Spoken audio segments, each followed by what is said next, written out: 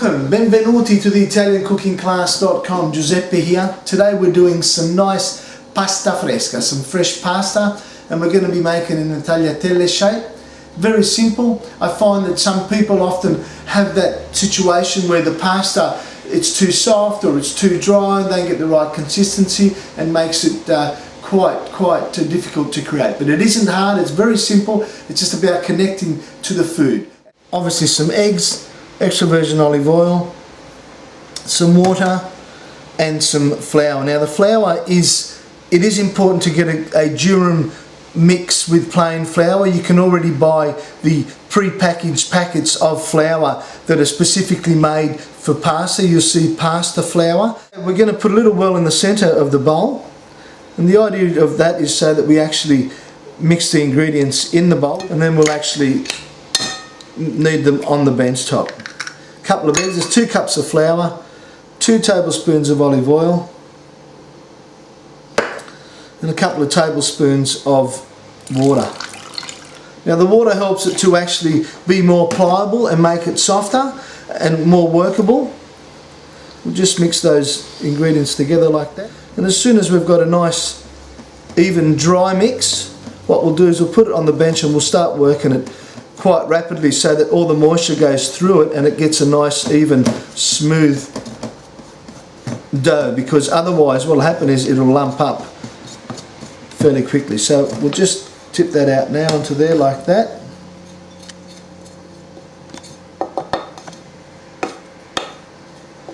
And we'll start working it, because there's still quite a lot of moisture, and when you're working it you want to work all the fibres of the doughs together in with the moisture. You want to push that moisture through. As you can see, the moisture of the egg and all of it coming together and absorbing it all.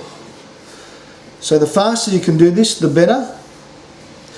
Otherwise it does get harder as each individual bit of flour and moisture works individually. You want it all to be working together as a whole, because you get a much smoother dough as well. And once we've done this, we actually then let it rest for about 20 minutes just to allow it to soften, and then we'll actually cut it into shape. As you can see, it's picking up more of the dry stuff around, and it's working the moisture through it, so it's getting softer. You can see all the stuff now is being picked up, and we'll just knead it. We're just going to keep kneading it. So we've been kneading it for about 10 minutes now. As you can see, what you're doing is you're picking up the edges and folding it into itself. And you just keep doing it, and it's becoming smoother. It is a little bit of a dry mix. It can be a little bit more moist if you like. Put a little bit more water in there. Not too much, otherwise it gets too soft when you're cooking it. So this is what it's supposed to look like. Nice smooth thing there, and when you open it, just a dry mix there. And as it's put through the rollers of the machine, it'll even bind together more so, because it'll come under pressure and the moisture will get squeezed out. The dough's been sitting for 20 minutes now. We'll unwrap that, and you'll be able to notice how, oh yeah, that's much more pliable, it's much softer, it's actually released the moisture, and it's ready to go. What we'll do is I'm going to cut that in half because I'm going to save some for later. We'll wrap that back up, and the longer you leave it, it actually becomes softer and more pliable. Sometimes doughs are left overnight to give it that real softness. We'll just give it a quick little knead. Wonderful. There we go. And that's ready to go. Now what I'm going to do is I'm just going to break it in small little pieces that you can handle, so it'll actually go through the machine. It'll go through the machine a lot easier. So we'll get rolling with that. Notice how there's no flour on the bench as well. We'll put a little bit on there just to make it slide a little bit better, but the mix is really just great because it doesn't stick or anything. It's just the right consistency. Okay. It's always good to keep the piece that's actually been not used, just to keep it wrapped up. So okay, always keep it on the maximum opening. We'll just pass it through.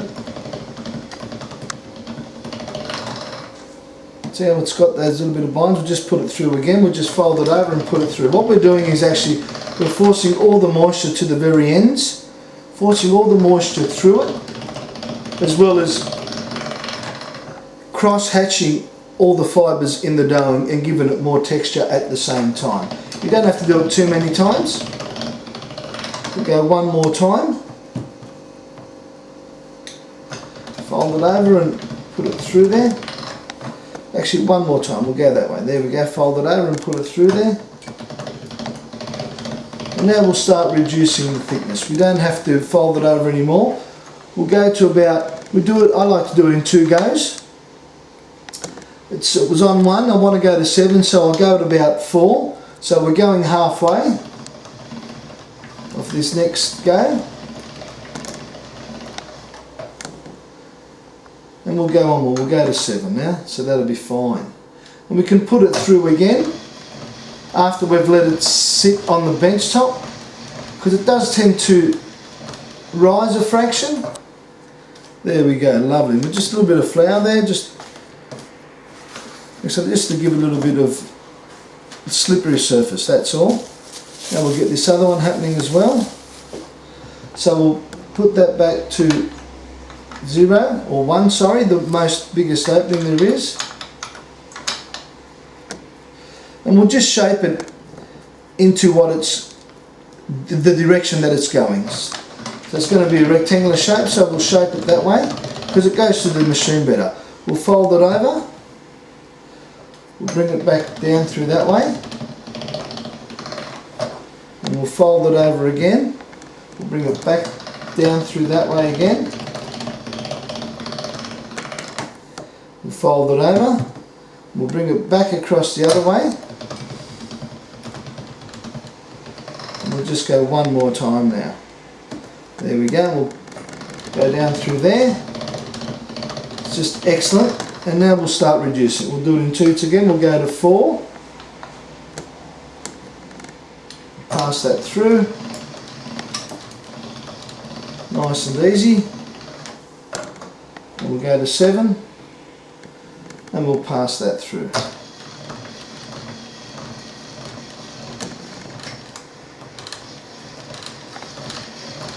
That's excellent. That's excellent. We'll do a little bit of flour. Again, we'll just put a bit of flour on top there.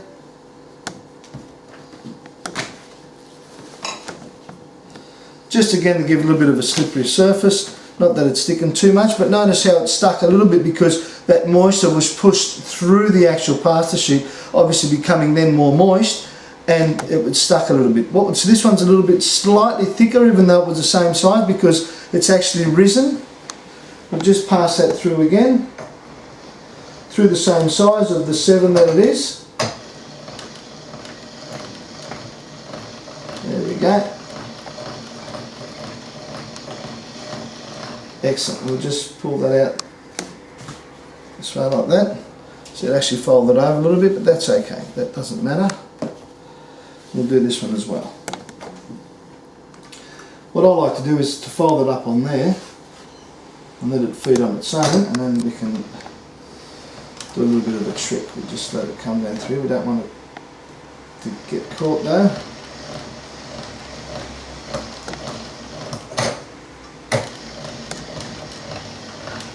There we go.